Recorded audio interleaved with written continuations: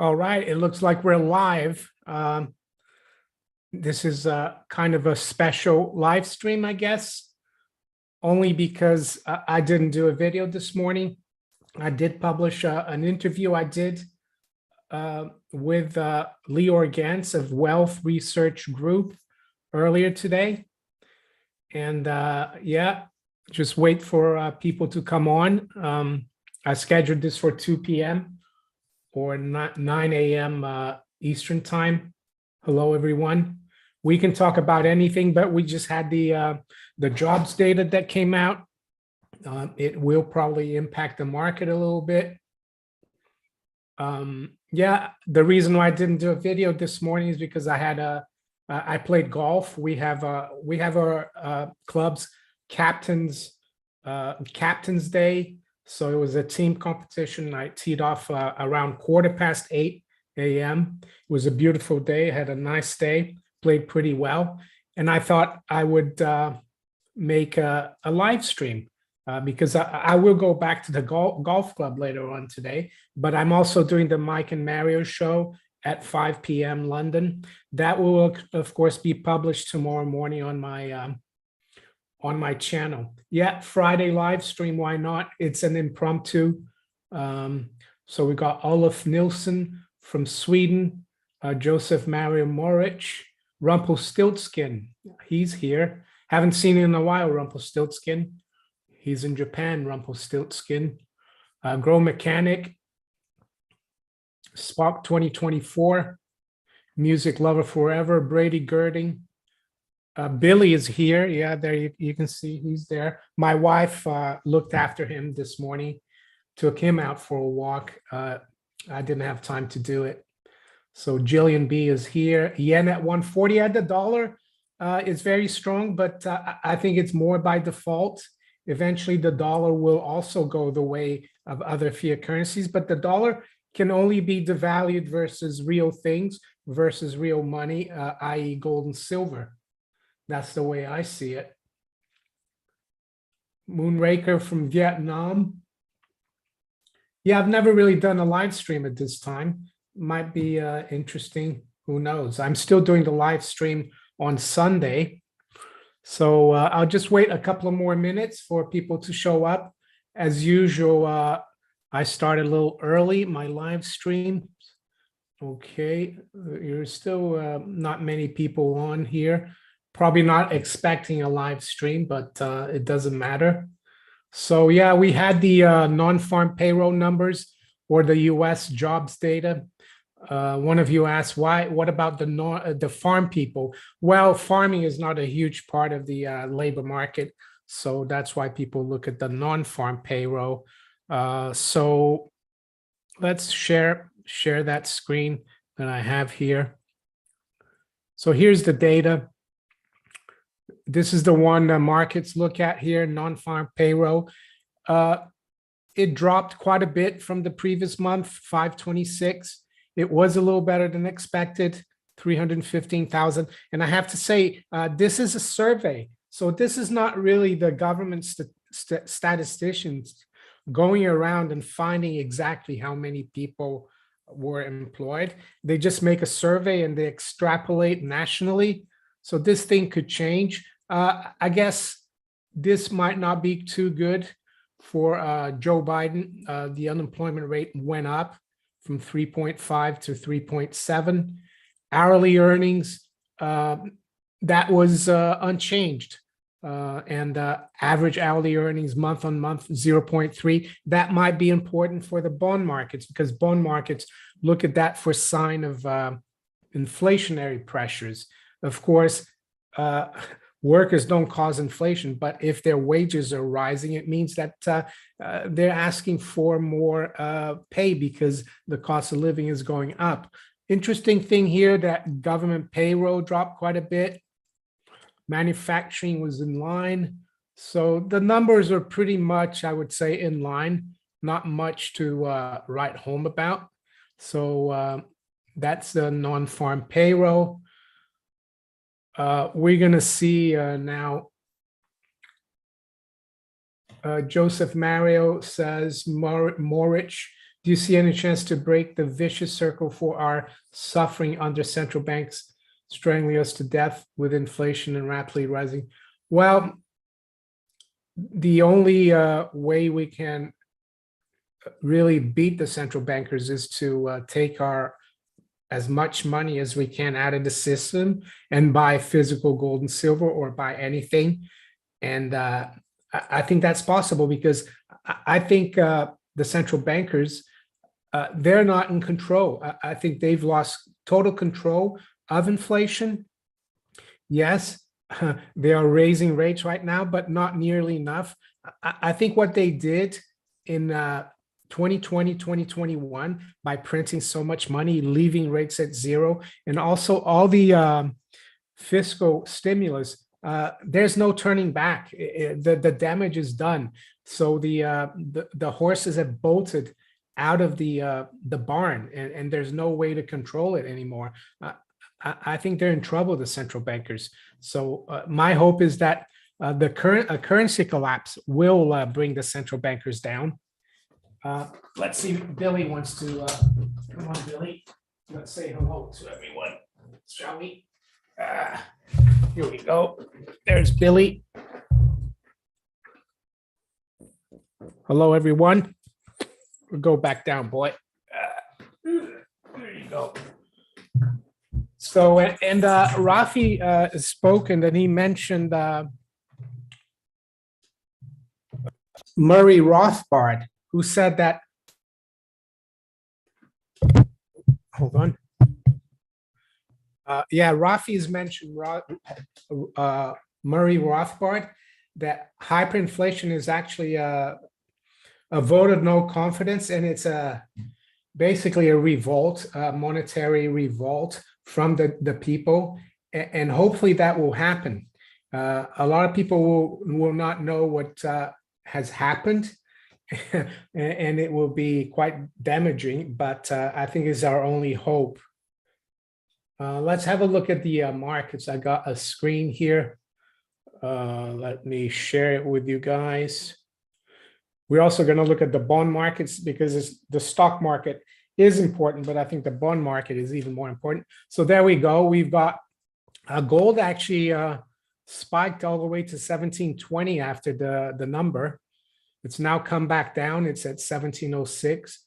It's up 8.5. Silver got up to 1820, but you can bet the bankers are there throwing a lot of paper at it. They can't let gold and silver ever do too well on a non-farm payroll number. They always seem to keep it down. Of course, the markets are going to open in about 25 minutes, but this is the future. So you see the Dow is up 195. The NASDAQ is up 84. And the S&P is just trying to get back above 4,000. The currencies here, as you see, sterling is still quite weak, 115.35. The euro is up a bit here today. It's up 0.2%. As someone said, the dollar is broken above 140. So the yen's very weak. Crude oil is up 2.5%. Brent is up 2.5% as well. High grade copper is up. So the markets are fairly firm. It's still early days. And I think on Monday as well, it's Labor Day. So the markets will be shut in the US. And one of the reasons why I think oil is up is because of this. And I'll show it to you guys. I'll share this with you. Here we go. G7 countries set to back price cap on Russian oil. Effort to limit Kremlin's funding of its war against Ukraine expected to be announced on Friday. Well, I think this is pretty stupid again from the West because Russia said it won't sell its oil to any country that caps Russian oil prices. So all this is going to do is create more shortage and higher prices. So there's our great leaders in the West. And so let's have a look at some of your questions now. We got Chris Conman. What if the Fed doesn't pivot? What then next? It's possible that they don't pivot, um, or that they stop raising rates and they wait to pivot. I think that's what might happen. But and I think if they start really doing QT in earnest, we could see some kind of accident in the markets, in the banking system, in derivatives. That's what I expect to happen. We've spoken with Rafi several times the last month or so about the fact that the quarterly rate of growth of M2 is actually negative. And whenever that happens, there's an accident. In 1929, we saw the crash. In 1987, we saw a crash.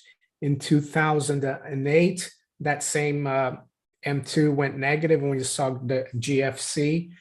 And now it's gone more negative than ever, the M2 money supply growth on a quarterly or a 13-week basis.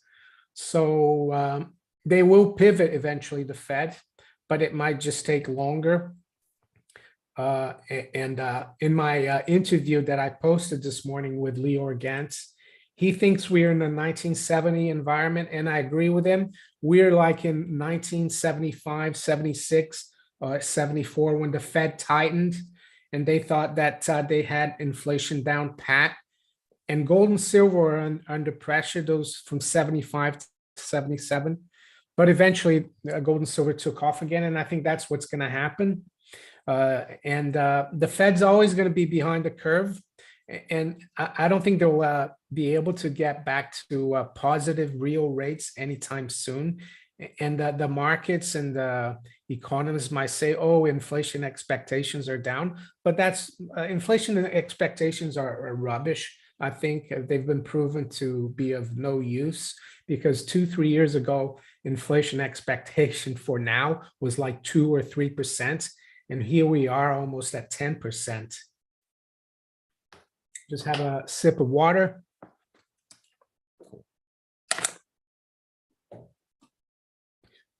So for those of you who have just come on, I usually don't do a live stream in the afternoon my time, or on a Friday. But this morning I didn't do a video because I went to play golf.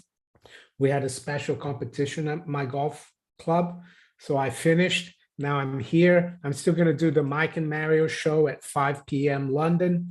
That, of course, is going to be recorded, and I'm going to publish it on my channel tomorrow.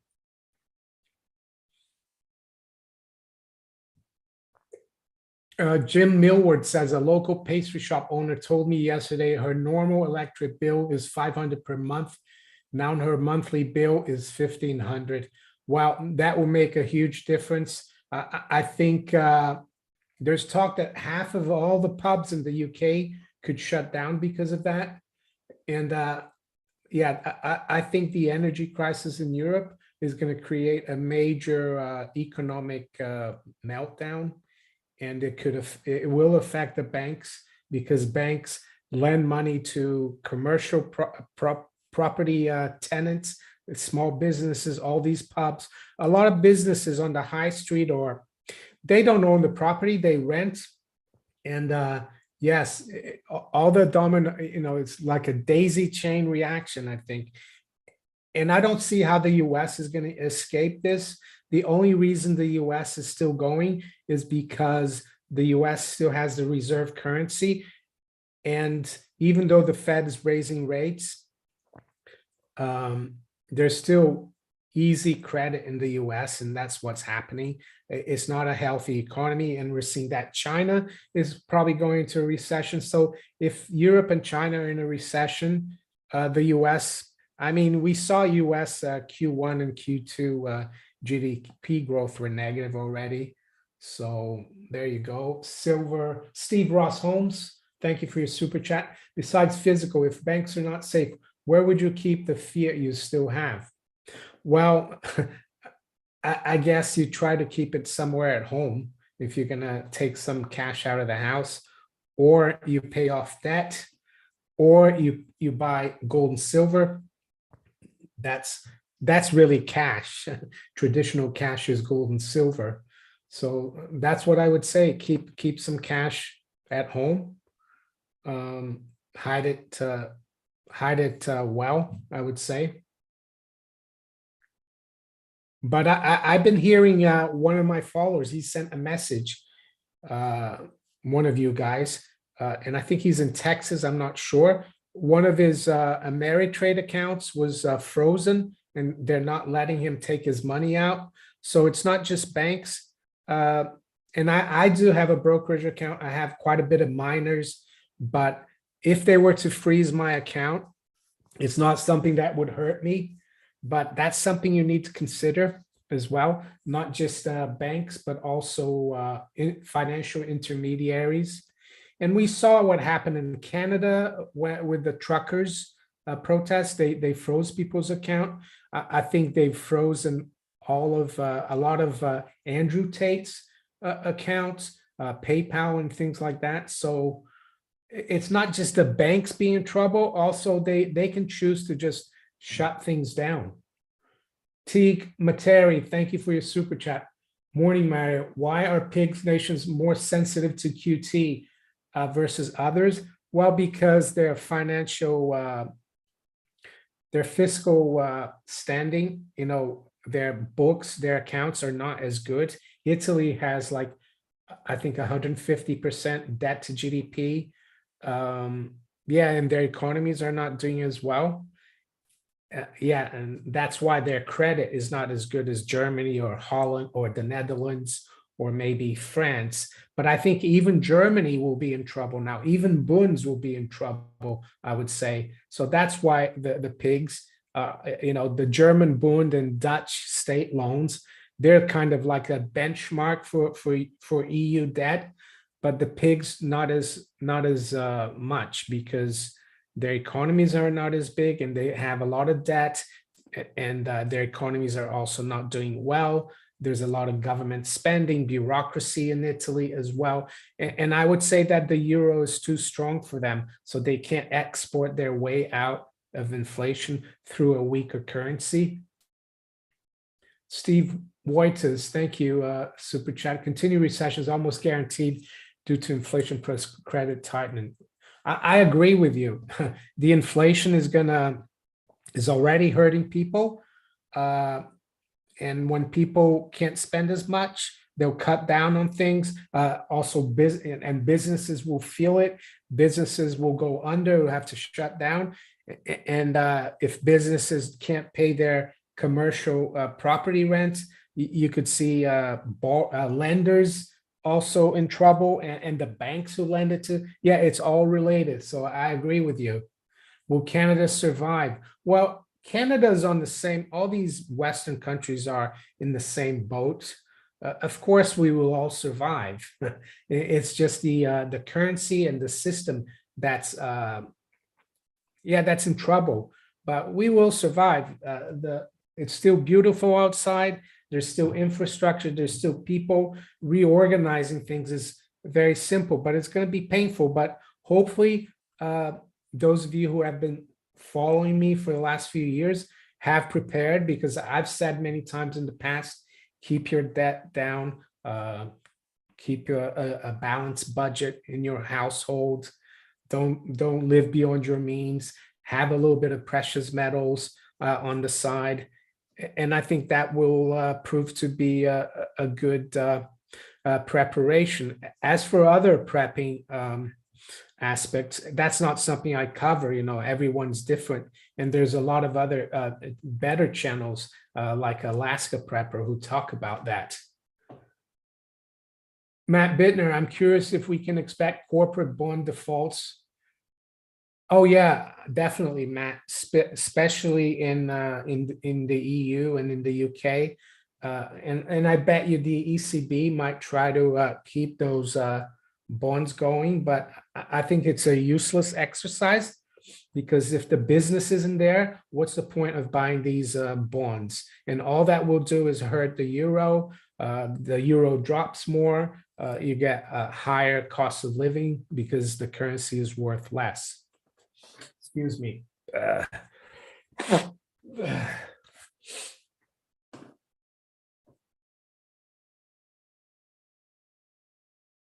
Cheesecake 99. What are your thoughts on owning internet websites? Are they a good way to ride the inflation waves? Uh, Not sure really. I haven't really looked too much into internet websites.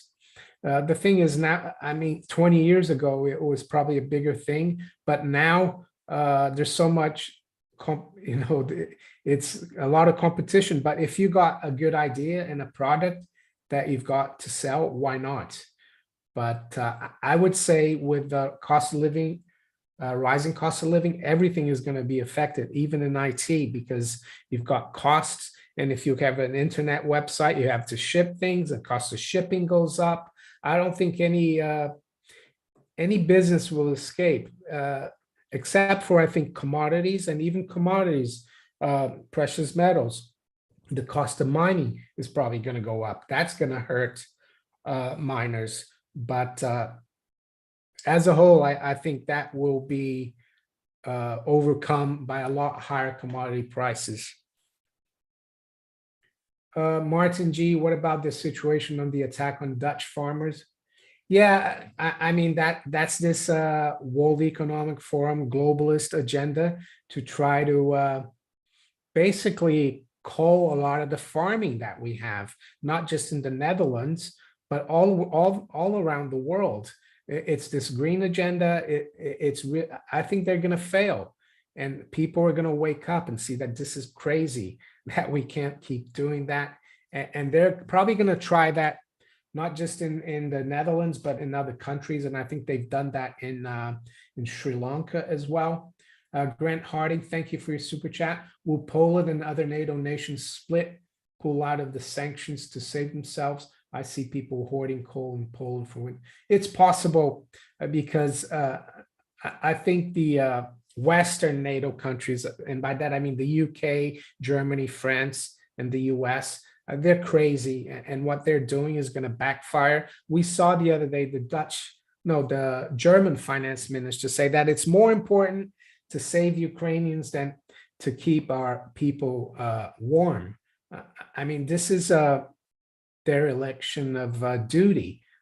Our politicians our government's supposed to represent our domestic economy, not other countries. And I think it's going to backfire on her. I forgot her name. She's the German finance minister. Let's just see where we are. Yeah, the markets, gold is almost at 1710. So yeah, we've picked up back above 1700 in US dollars, even though in other currencies is doing quite well. I wanted to show you the UK government bond market. So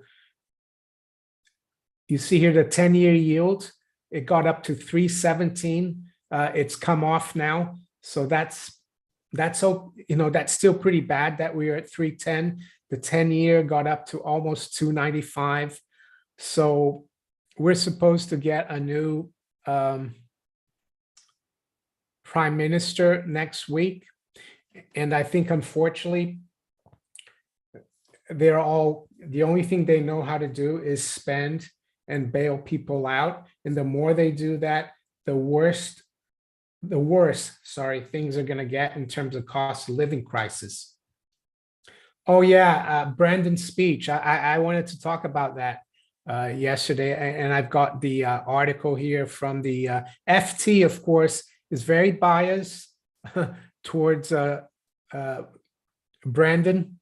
But so I find this amazing. Joe Biden attacks extremist Republicans as a threat to America. So, I mean, he's basically scared that Donald Trump is so popular, and he's trying to portray Donald Trump as a dictator. It's crazy. I mean, am I political? No, but all I think this is going to do is going to create more division in the US. And it's normal, because the bankers and the people who run the system, they like to divide and rule. And there is a danger that things could flare up in the US. I know Europe has its energy crisis, but I think this is just as serious, this political division in the US. And I think the next couple of months could be quite rough domestically for the US, and that could impact the dollar. People could say, what's going on in the US? Who's really in charge? Is there going to be some conflict like civil war? I think that's possible. So it's just crazy what this guy is saying. So let's just go through here, see what the FT says. Joe Biden has launched a frontal attack on the Republican Party as a threat to US democracy because of its subservience to Donald Trump. Well, I guess it's because he's so popular, but of course, Brendan can't really get anyone to go and listen to him. So that's why he thinks people are subservient to Trump, even though they aren't. And it's interesting that he held this, made the speech at Independence Hall in Philadelphia, as if the Democrats cared about the Constitution and cared about the Bill of Rights and what the founding fathers talked about. So I think it's totally ridiculous, but it's worrying because it's going to create more and more division within the US. It's a mad, mad world. That's right over here. I agree. Silver Task. Yeah, he says that was a shocking speech. I didn't watch the speech. I try to stay away from watching many things. I don't watch TV. There is a TV there, but that TV is not even plugged into an area or anything. It's used as for streaming. Yeah, that's it. I think lately, yeah, if you watch everything, what's going on, it gets to you. So I actually think it was nice for me today to take the morning off and play golf. You need to do whatever you like, kind of smell the flowers a bit, because if you keep plugged in and watching everything, and I have to do that because that's part of my channel, but it's also good to get out and smell the flowers, because it makes you crazy if you just follow all these things and if you let it get you down. And I think we shouldn't. Yes, things are unraveling, but we should be well prepared, I think, for everything, as long as you got your family, your friends, and you live an honest life, I think. Martin G, what's going on with mining stocks? And is it a good idea to hold on? Well, for people who are traders and maybe they went long a couple of months ago, they've had a rough time. But a longer term, I think it's still a good place to be. I look at them as owning businesses. And I think mining and commodities are going to be good businesses in the next decade. So that's how I look at it. You just maybe have to be careful not to leverage. I don't leverage at all. So that's what's happening in mining. And they're dirt cheap, I think, the mining stocks, especially silver.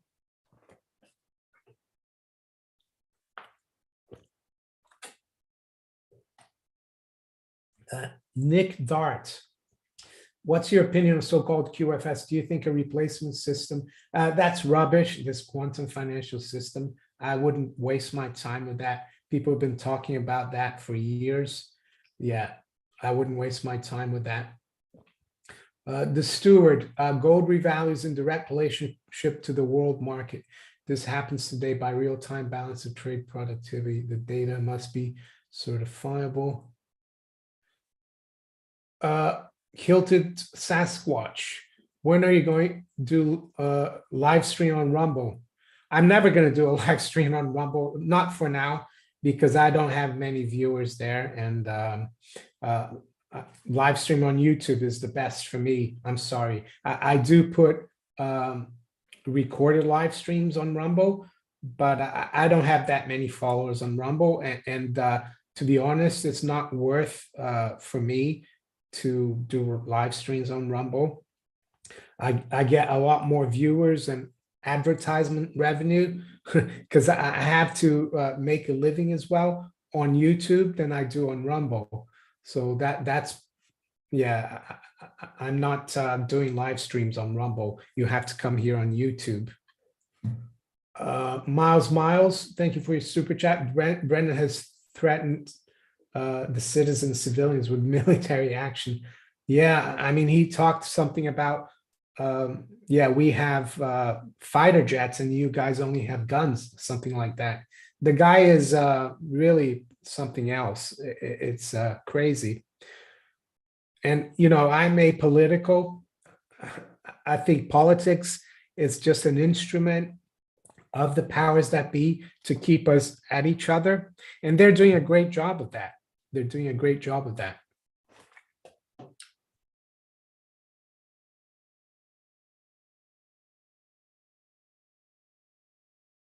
Belly dance, Rabia, how will silver do in a CBDC reign? Well, a CBDC won't be any different than the system that we have now. It's still going to be crappy fiat currencies. It's going to be more control. You could actually silver do even better than it. It's, well, some people will argue it's not doing well now, but I don't see a problem. And I'm not sure that CBDCs are going to get off the ground. Arclatex Cats says hello from Northeast Texas. Nice to see you, Arclatex Cats.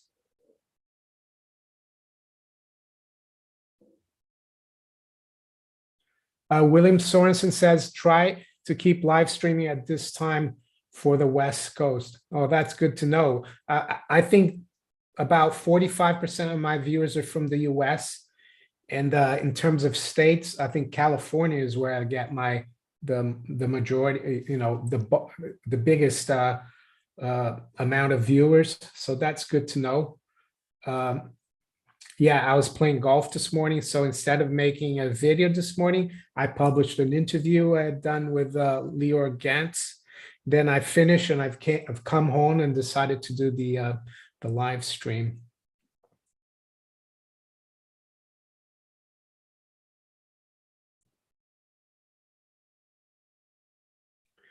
Killed Sasquatch. Yeah, I'm not that technically apt. You know, my IT and tech things. I'm not bad, but this is I don't want to complicate it. I will look into it to see if I can do it concurrently.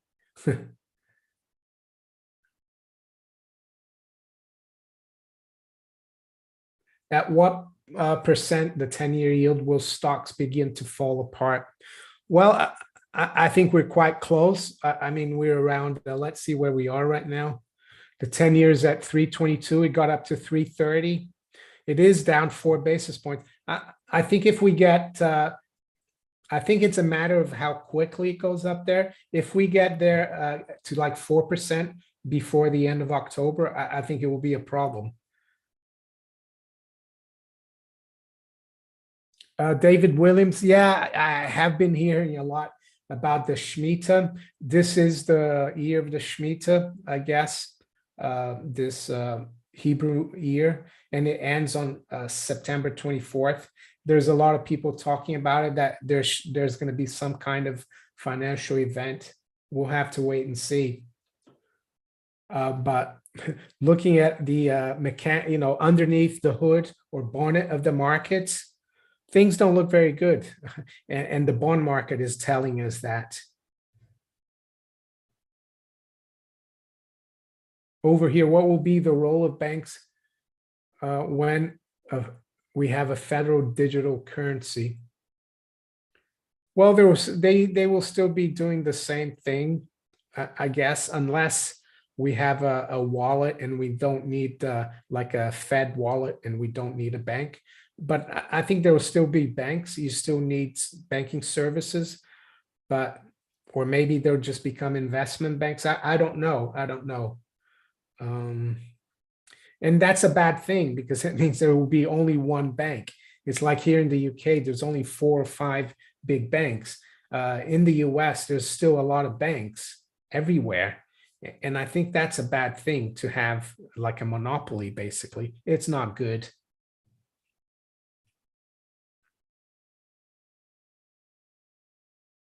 William P. MCD, thank you, Mario. Can you comment on how gold revalues in the US if when gold standard is restored. Well, I think the way it's going to be done, it won't be maybe officially, but it will be done through the market. And like in 1980, I think the price of gold, if you took the gold certificates on the Federal Reserve's balance sheet, it went up above 125% of the Fed's liabilities, which is crazy, right? 125%. So that's the way it's going to be done. It's going to be, but the price at which it will be, I don't know. It's difficult to say, but it will be, of course, a lot higher than it is now. Some people talk about 8, 10,000 or 30,000. It's, I would say one of the best extrapolations is from Michael Oliver from Momentum Structural Analysis, MSA, because he talks about how in the 70s, you had gold went from 35 to 200 by the end of 74. And then it dropped in 75 to 76 to like 102. And then it started picking up again in 77, 78, and it really took off in 79, and we went up to 850. So there was an 8.5 fold increase in the price of gold from 100 to 850.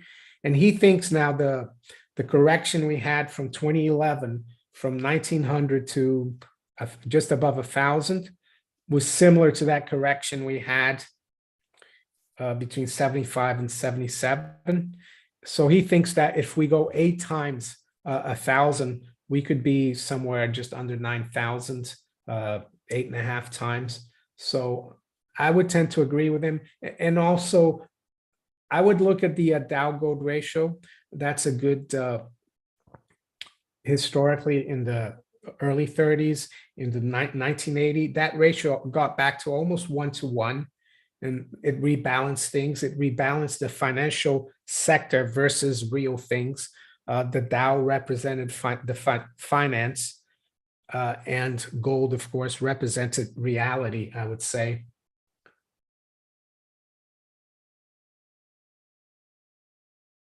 Thoughts on the Hong Kong dollar? I don't really follow the Hong Kong dollar that much. I mean, they do fix their currency against the dollar at I forgot the rate, but is it coming under pressure? I don't know. Maybe it will with what's going on around the world. But I actually have some HSBC Hong Kong dollar banknotes from the 80s. They're really nice. In my some paper money, of course.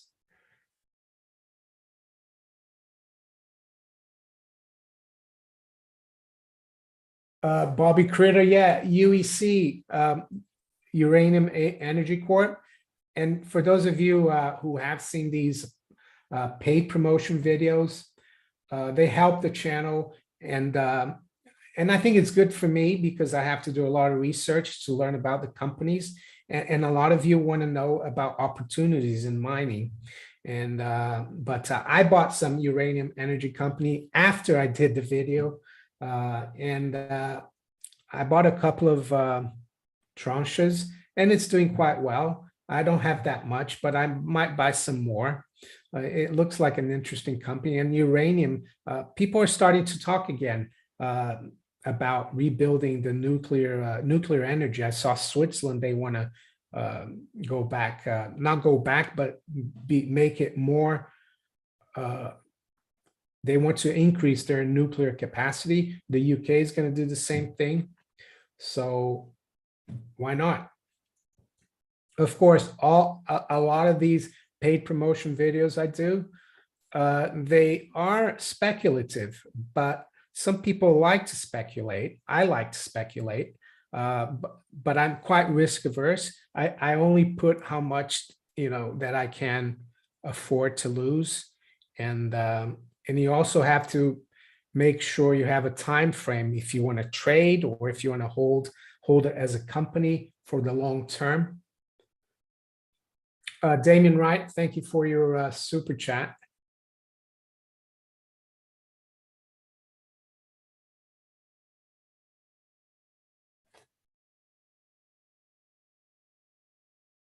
Spock 2024 says he enjoys your pitches. Well, and it helps. And eventually, uh,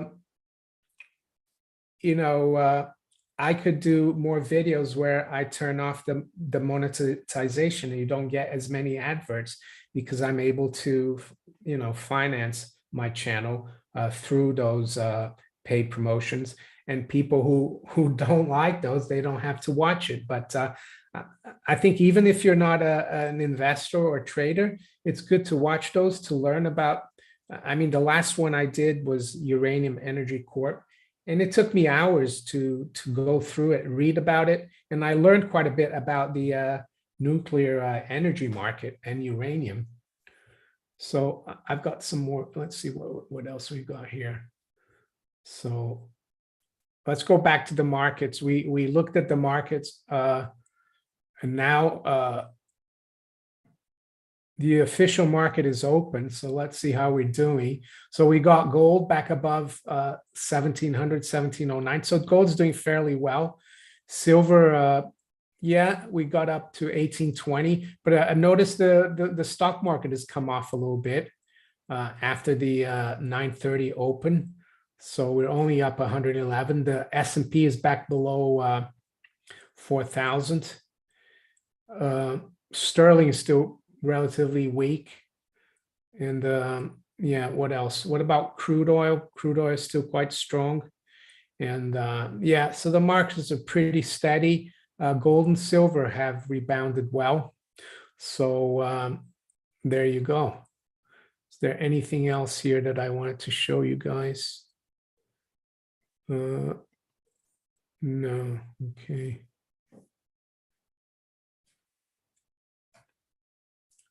Hi, Chris. Chris Conman, thank you for your super chat. Do you think PBR is a good long-term hold? PBR is the, for those of you who don't know, is the Petrobras, is the Brazilian oil company. It's 2/3 or 64% owned by the Brazilian state, and the rest is private. It's in Brazil, Petrobras is huge. It's the biggest company. I think it's a good long-term hold, and they're paying big dividends. I think 30% dividends. I like that, the dividends. I think we're going to be getting something in a couple of weeks. They announced an extra dividend. And of course, there are general elections, presidential elections in October in Brazil. I don't think it will make a difference who wins to Petrobras. I don't think Lula, if he wins, wants to mess around with Petrobras. So I think it's a good long-term hold. And the other thing as well, the Brazilian government or treasury, they benefit from Petrobras. So I think that's why they pay a high dividend, because the Brazilian purse increases with a big dividend. So we're just like piggybacking on the back of the Brazilian state there. I guess they could privatize even more, go from 64% to less. But all that will do, I think it's going to help, could help the share price because I think, yeah, it would be interesting if they become less state-owned. I agree with you, Belly Dense Arabia, Dow Gold 1-to-1. I don't know at what level, but when it's there, it might even go through 1-to-1, i.e. you might not even need an ounce of gold to buy one Dow. Because if you look at the chart from the 1920s, that Dow Gold Ratio has been getting lower and lower when you have resets of the whole system. So I think in 1932, 33, it was 2-to-1. 1980 was at 1-to-1. So we could see it go through 1.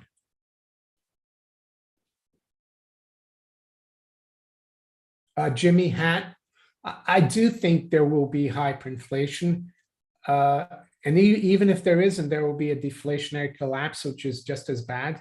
But why do I think there will be hyperinflation? Well, because people are so used to the government always helping, bailing everyone out, and also the central banks. And politically, it's much more, yeah, it's better to have for people to have money, even though the money might not be worth as much, than to have no money whatsoever. During the Great Depression, there was no cash around. You actually, yeah, but I think politicians and the public would rather have $100 that buys you 2 coffees than have nothing. So that's why I think we could see hyperinflation. And if we don't see, yeah, it might not be as bad as Zimbabwe or Venezuela, but it could be a big inflation, I would say. Peter Brunsgaard, thank you for your super chat. BRICS challenging the Western economic powers, your views, will it be successful? Bella says hi to Billy. Billy's down here, just behind me. Yeah, he says hi to Bella as well. Yeah, I think the BRICS, I interviewed this professor from South Africa a couple of weeks ago, and his perspective was quite interesting. He actually thinks the BRICS countries, not just the BRICS countries, but a lot of the global South countries are aligning themselves with the BRICS, not because they love the BRICS or anything, but just to hedge themselves in case the current dollar system really unravels.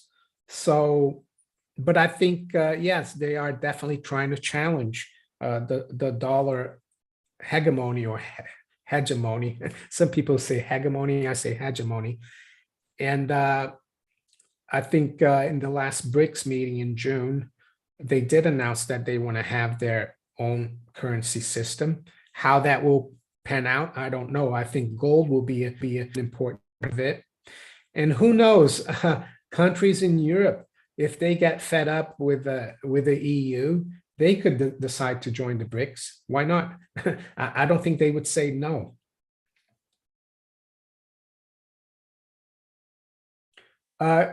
Gabriel Gillette, yeah, PBR is listed on the NYSE. PBR, it's an ADR.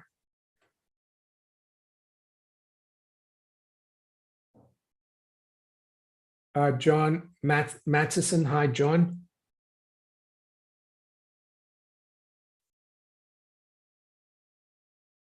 Evola sunglasses. Yeah, I agree. The global South is sick of the West. It's and I spoke to when was it?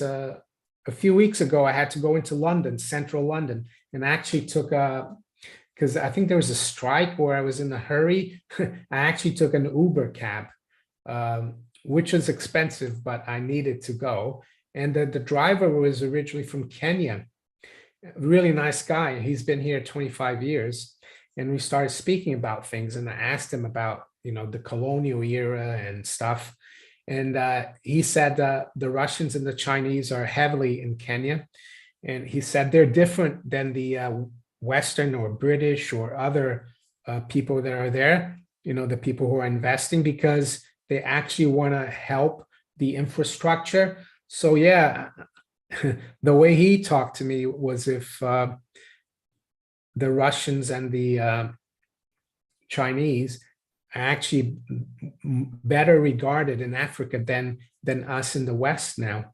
And I think when a lot of the African nations gained independence in the 60s from the UK, from France, or from Portugal, they had a lot of support from the Russians, from the old Soviet Union. So they remember that. So they're actually quite friendly with the Russians. So there you go. It's funny, sometimes you learn more talking to a taxi driver than you learn from listening to Bloomberg or CNBC, I would say. John Matheson, do you know if Canada charged dividend? What do you mean by Canada charging dividend? Do you mean a dividend tax? I don't know about the Canadian tax code. I'm sorry.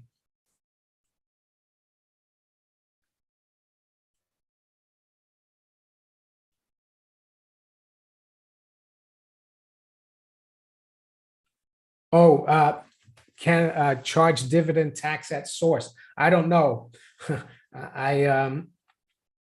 Yeah, I've never, I have some Canadian companies, but I don't think any tax has been charged. Maybe if you are Canadian residents, you have to check that. Yeah, Miguel, non-farm payroll is a joke. It's a survey. It's just a survey. They survey a few companies around the country and then they extrapolate. It's not really based on reality. And all the people that have given up looking for a job, all the people that are not looking, that are disabled or not part of the workforce, they're not counted. So it's not really a good indication. I saw that labor market participation went up a little bit from 62.1 to 62.4, but 62 handle is still very low.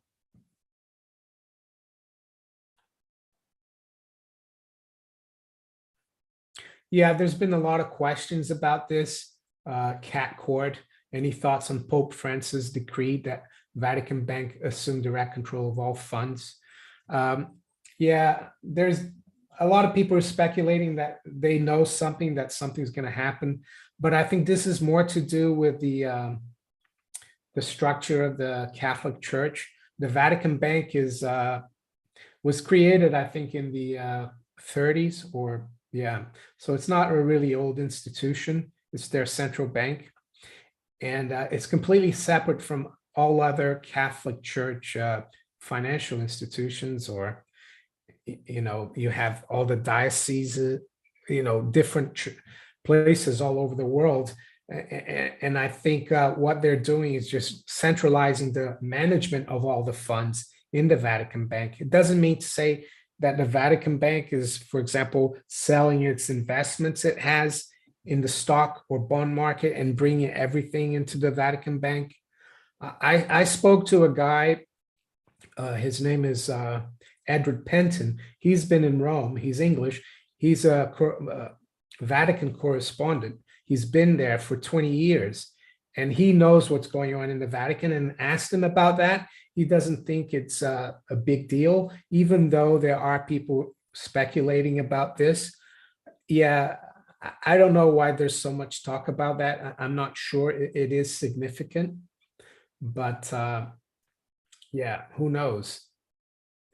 Yeah, Vatican Bank, Vatican isn't in, well, it is in Italy physically, but it's a sovereign state. It was the Lateran Treaty, I think 1929, was signed between the King of Italy and the Mussolini government and the Vatican. It gave the Vatican sovereignty.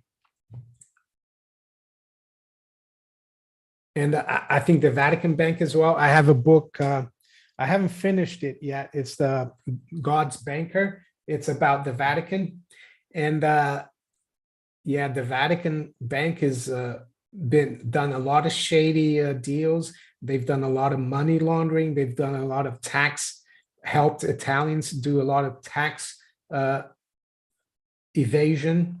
So they're not a clean institution, I would say.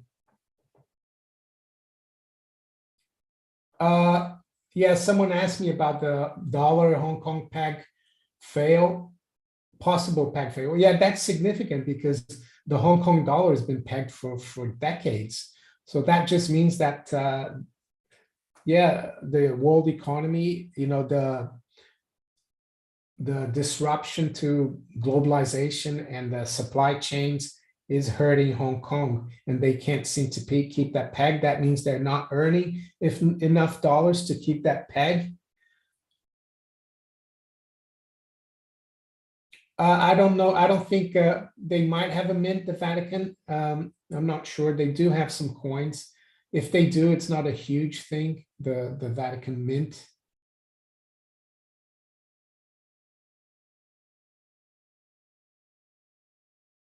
Vatican Bank owns Chrysler.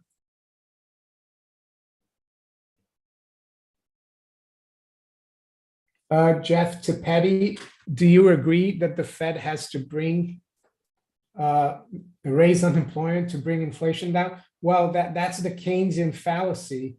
because if a healthy economy is creating a lot of jobs, inflation would be, there would be no inflation.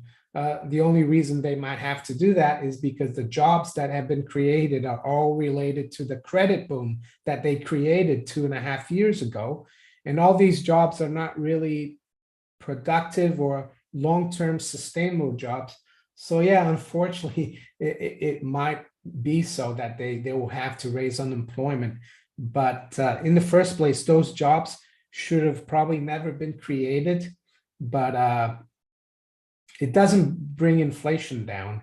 The only thing that brings inflation down is higher interest rates and less government spending, because rising prices is not inflation. Rising prices is the consequence of inflation. So it's all very confusing, I know, but that's the way they want to keep it. So they keep people in the dark and they can keep ripping us off with a currency that's always losing value. So what kind of jobs would be these non-sustainable jobs? Well, jobs related to like luxury sector, travel, restaurants, like leisure, discretionary spending. So it would be a signal that they're contracting the credit. It's not a signal that it doesn't cause lower inflation, if you know what I mean. I hope you understood. I explained that clearly to you. Chris Conman, thank you again. When the petrodollar dies, how will oil be priced? Do you see the price of oil going higher in future regardless? Well, I think we could see the price of oil be priced in rubles, also in renminbi or Chinese yuan. It will probably still be priced in dollars. But yeah, I think it would just mean that oil won't be more valuable or more expensive. It's just that the dollar will be worth less. Countries won't need as many dollars because the only reason they need dollars is to buy a lot of things, oil included, in dollars. So, and I think the Saudis are moving towards dealing with China in renminbi as well. When they do that, it's good night Vienna for the petrodollar. But yeah, you could still, it doesn't mean to say you won't be able to buy oil in dollars though. What national mint do you think has the best value 1 ounce silver coins? Philharmonics, Maple Leafs. Well, I think they're all silver, so it doesn't matter. I think it's a matter of preference. And it depends also where you are.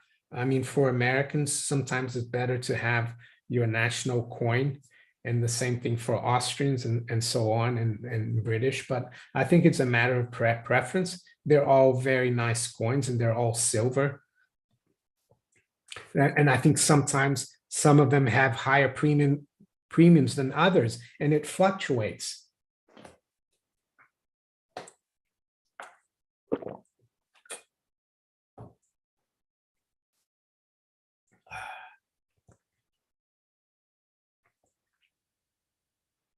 Petro ruble, yeah. Or I think what will happen,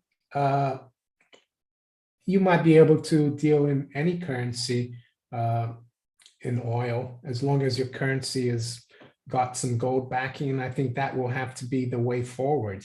So as long as you have a sound currency, so to speak, you're within the system. You could pay with Brazilian real for oil. You could pay with euros, any currency.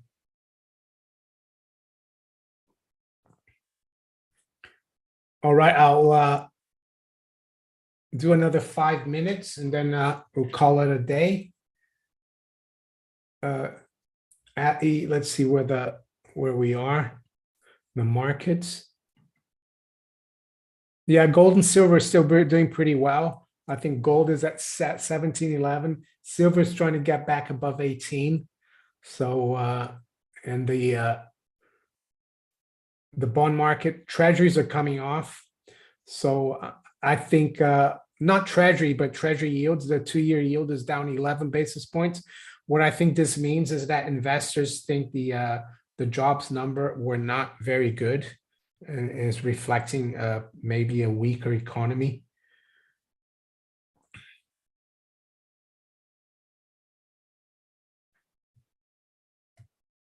Matt Bittner, which national mint coins are easier to sell? I think if you find a good dealer, you can sell any coins to them. As for premiums, you have to look around which are the best premiums. And you don't have to necessarily buy directly from the mints. You could buy secondhand, coins that have been owned already. 14 karat gold jewelry. Well, if you can buy it from a pawn shop, or here in the UK, you have like some Indian jewelry stores where you can buy jewelry almost for the spot price. So, but I wouldn't buy a 14 karat gold ring, for example, where you pay, double the price of gold. Because a lot of times if you go to a jeweler, you do that. You might find good deals at pawn shops and at, I don't know where you are, but here in the UK, there are some Asian or Indian jewelry stores where you can get 22 karat gold jewelry for almost, very close to spot, because the Indians like their jewelry almost like where it's like money for them, aside from being jewelry.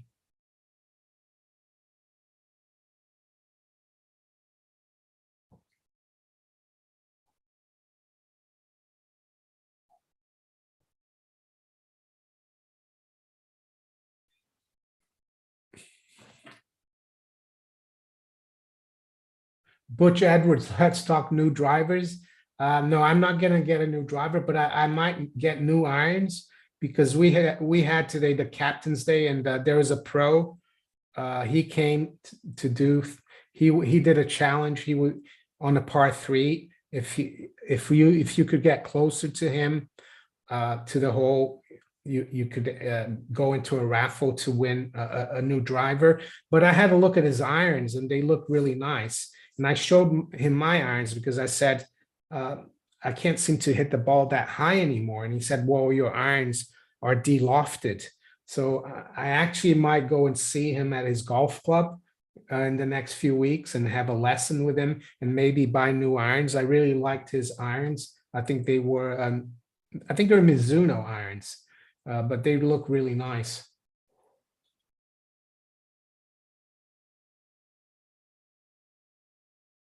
Alan Roy says, good interview this morning. Yeah, Igor is an interesting guy, and he thinks commodities are going to do well. He thinks we are in an era of inflation, but he seems to be concerned that the Fed is going to be more hawkish than most people think. We'll have to see.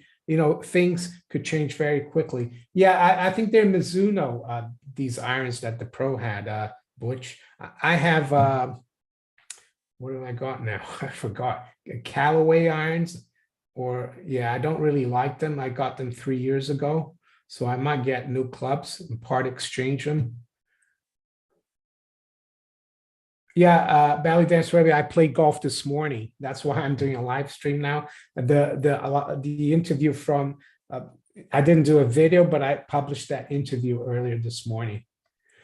Yeah, golf is my thing. I mean, other people have other hobbies, but I think it's really important to not let things get you down and keep doing what you love aside from your job and whatever you do. Yeah, and it was a really nice day. I'm gonna go back later on to the golf club because they have a party and some dinner.